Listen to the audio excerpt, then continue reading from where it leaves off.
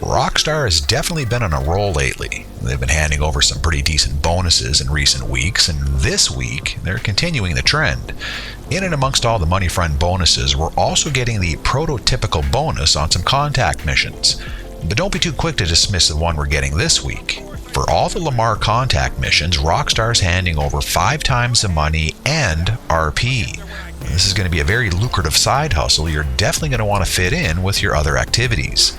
As with any other contact mission, the payout is going to be entirely dependent on how long you spend in the mission. In general, the breakdown is going to be as follows. I'll get to the payout in my recommended mission here shortly, but you can see how this all works. If you sit in these missions for 15 or more minutes, you'll receive the full payout. If you get done quicker, the total amount paid will begin to decrease. If you're all about the time to money collections, you'll want to stay in the 4 to 6 minute range.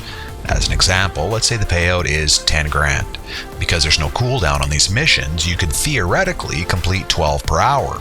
At 4 to 6 minutes, you would be receiving 50%, or 5 grand per mission, bringing your total to $60,000.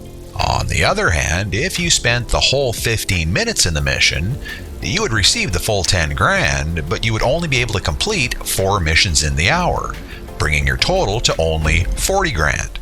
So, like I said, if you're all about the time to money ratio, the 4 to 6 minutes should be your goal and the sweet spot. Alright, so let's talk about the missions. There's definitely a variety to pick from, but I'm sure your biggest question is, what mission should I do? Well, this depends on what rank you're at. If you've done all the introductions, there's a total of 7 different Lamar missions. The first one opens up at level 5, and the last one opens up at level 30, and the payouts are adjusted accordingly, as you're seeing here. By the way, these are the standard payouts in RP.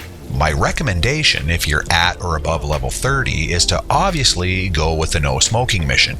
This is going to pay out the most at approximately 19,800. So, applying our time to money logic and the 5 times bonuses, plus additional RP for your in-mission choices, here's what you can expect to earn if doing this or other missions. So the end result is going to be that you need to pick the mission that you want and how long you want to spend in that particular mission. It's going to be entirely up to you and how long you're willing to just sit around. Sometimes this is a good thing, and for others, not so much. Okay, so let's jump into the no smoking mission and provide a little walkthrough.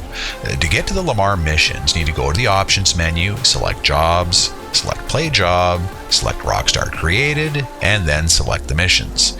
You want to then scroll down, or up in my case, until you find the no smoking mission.